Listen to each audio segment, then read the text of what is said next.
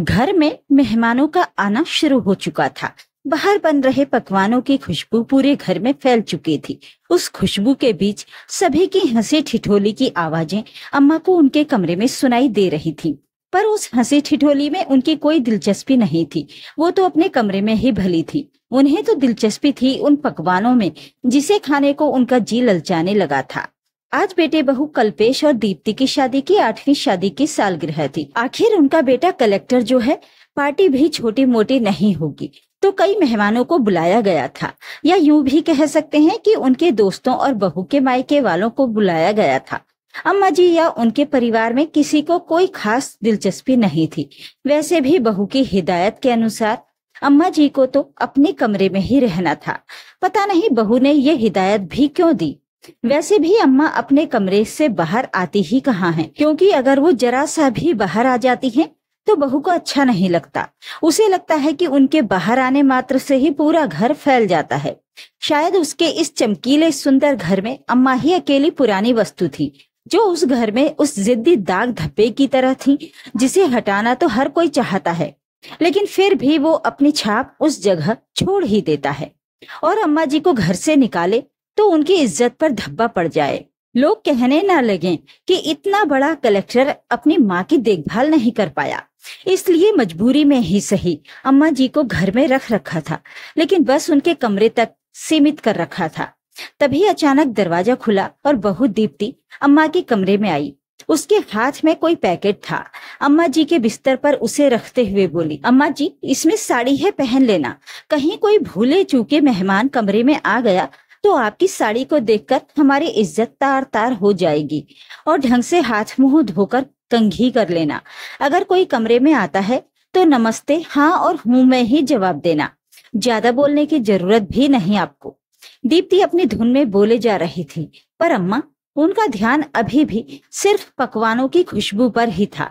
तभी दीप्ति उनके कंधों पर हाथ रखकर उन्हें झकझोरते हुए बोली, अरे सुन रही है ना आप, मैं क्या कह रही हूँ? हाँ हाँ बहू, क्या बन रहा है आज? अम्मा ने अपनी जबान को होठों पर घुमाते हुए कहा। दीप्ति ने अपना माथा पीट लिया और फिर से बोलना शुरू किया, हे भगवान, जब देखो बस खाने की लगी रहती है। कुछ कहा मैंने, आपने वो सुना या नहीं? ढंग से तैयार हो जाना, बाहर आने की जरूरत नहीं है।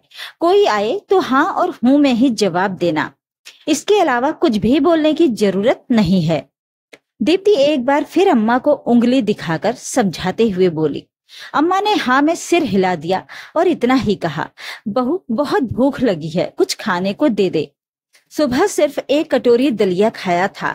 दीप्ति ने उन्हें घूर कर देखा, जैसे पता नहीं अम्मा ने उससे सारी संपत्ति मांग ली हो, और फिर कमरे के बाहर चली गई।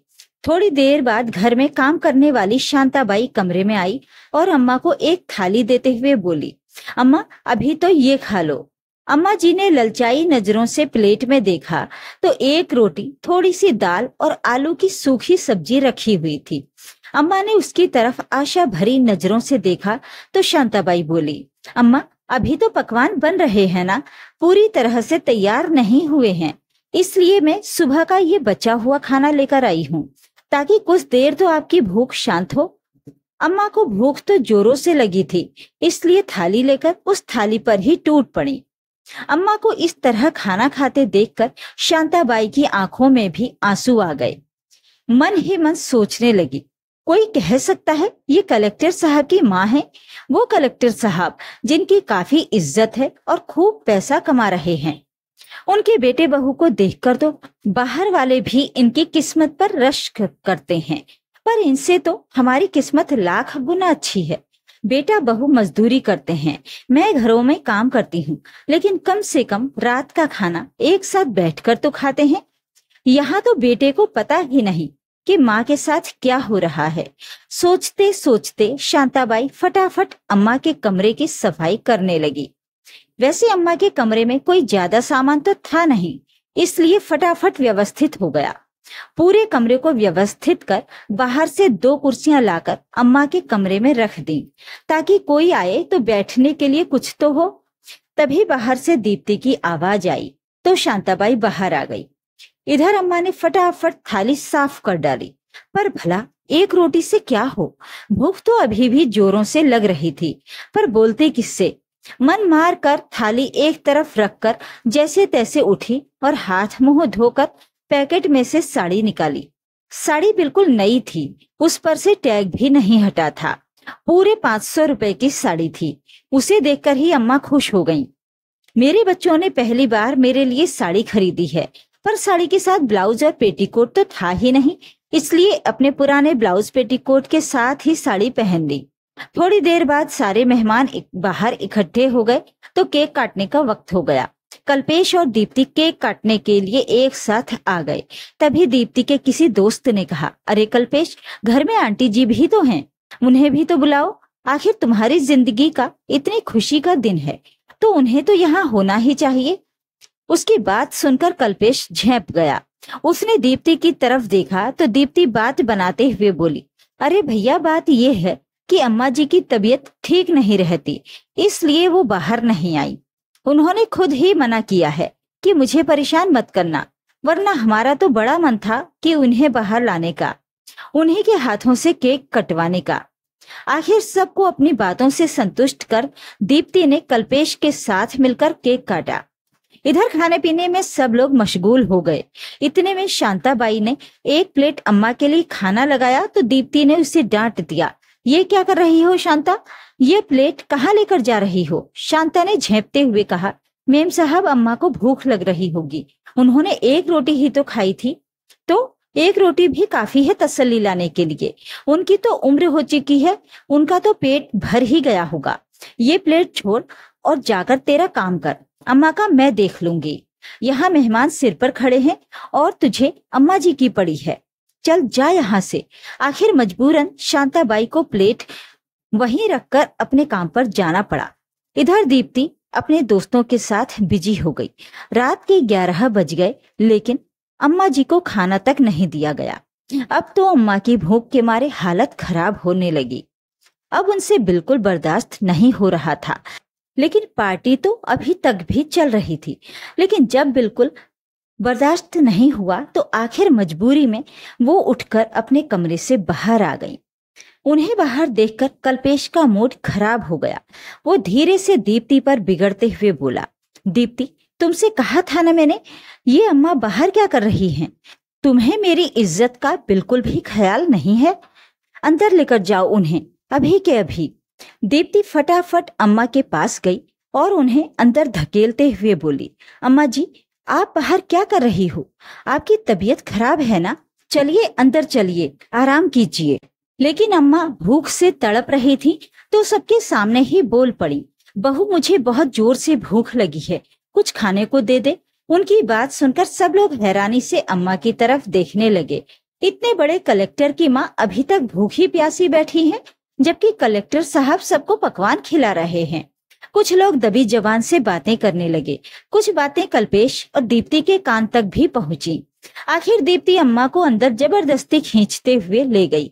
जबरदस्ती उन्हें उनके पलंग की तरफ धकेलते हुए बोली, खबरदार, जो आप बाहर आई तो मुझसे बुरा कोई नहीं होगा। शर्म नहीं आती अपने बेटे की इज्जत इस तरह से उछालते हुए?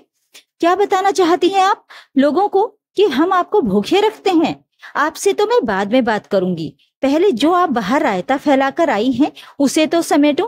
कहकर दीप्ति बाहर आ गई और बाहर आकर सबके सामने ही शांताबाई को बोली, शांताबाई, जल्दी से अम्मा को एक प्लेट खाना लगाकर दे दो। अम्मा भी ना जाने जब से बूढ़ी हुई हैं तब से भूल जाती हैं। अभी शाम को ही उन्होंने खाना खाया था। दीप्ति ने बात को घुमाने की कोशिश की। शांताबाई फटाफट एक प्लेट में खाना लगाकर अम्मा को देने गई तो देखा कि अम्मा रो रही थी। शांताबाई को देखते ही अम्मा बोले, देख शांता, बहू ने कितनी जोर से धक्का मारा है मुझे, मेरे हाथ पर चोट लग गई। रोते रोते अम्मा ने अपनी चोट शांता को दिखाई, जिसमें से खून रिस रहा था। शांता अम्मा के पास बैठते हुए बोली, काहे बर्दाश्त करती हो अम्मा जी? भला आपके पास क्या कमी है? फिर आप बेटे बहू की मोहताज क्यों हैं? जानती हूँ शांता, गांव में मेरे पास जमीन जायदाद सब कुछ है, चाहूँ तो आज अपने लिए नौकर रख सकती हूँ, लेकिन परिवार तो चाहिए ना। मैं अकेली क्या कर लूंगी? वहाँ की खेती बाड़ी से जो भी पैसा आता है वो सब भी तो बेटे बहू रख लेते हैं। ये दोनों अच्छे से जानते हैं कि इनके अलावा मेरा कोई भी नहीं है। तो आखिर मैं कहाँ जाऊंगी? इसलिए ये लोग मेरे साथ। कहते कहते अम्मा की रुलाई छूट गई। अम्मा, पति के बगैर बेटे को पढ़ा लिखा कर कलेक्टर बना सकती हो, अपने दमखम पर पूरी जमीन जायदाद तो संभाल सकती हो, और आप कह रही हो कि आप क्या कर सकती हो? आपके इतने बुरे दिन तो नहीं आए कि आप रोटी के लिए मोहताज हो जाओ। अम्मा, भले ही एक रोटी खाओ, लेकिन स्वाभिमान की तो खाओ। इतने में बाहर से दीप्ति ने शांताबाई को आवाज लगाई तो शांताबाई फटाफट कमरे के बाहर चली गई। शांताबाई की बात का अम्मा पर बहुत गहरा असर हुआ। काफी देर तक आंखों में आंसू लिए वो उस खाने की प्लेट को देखती रही, लेकिन जोरों की भूख लगी होने के बावजूद भी उन्होंने उस प्लेट को छुआ तक नहीं। थोड़ी देर बाद शांताबाई प्लेट लेने कमरे में आई तो देखा कि खाना ऐसे ही रखा हुआ था। अम्मा बस छत की तरफ निहार रही थी। शांताबाई ने पूछा, क्या हुआ अम्मा, आपने खाना नहीं खाया? नहीं चाहिए मुझे ये तिरस्कार की रोटी, ले जा इसे वापस। शांताबाई ने अम्मा को मनाने की कोशिश की, लेकिन अम्मा ने खाना छुआ तक नहीं। तब तक बाहर पार्टी भी खत्म हो चुकी थी। दीप्ति और कल्पेश भी कमरे में आ गए और आते ही अम्मा पर चिल्लाना शुरू कर दिया। क्या जरूरत थी आपको बाहर आने की? थोड़ा सा भी मेरी इज्जत का ख्याल नहीं था आपको? आपको सब कुछ मुफ्त में मिल रहा है तो कद्र नहीं है। एक खाने के पीछे इतना बवाल कर दिया। लोग दबी जुबान में कैसी बातें बना रहे थे। अगर ऐसा ही चला तो आपको वापस गांव भेज देंगे, फिर रहना अकेले। इतने में दीप्ति की नजर खाने पर पड़ी। लो, जिस खाने के पीछे इतना हंगामा किया वो प्लेट तो ऐसे ही भरी पड़ी है। खाना है तो खाइए, नहीं तो भगवान का नाम जपिए। मुझसे नहीं उठाए जाते आपके नखरे। उसने कल्पेश की तरफ देखते हुए कहा। बस कल्पेश, बहुत हो चुका। मैं नहीं उठा सकती इनके नखरे। इनको वापस गांव भेज दो।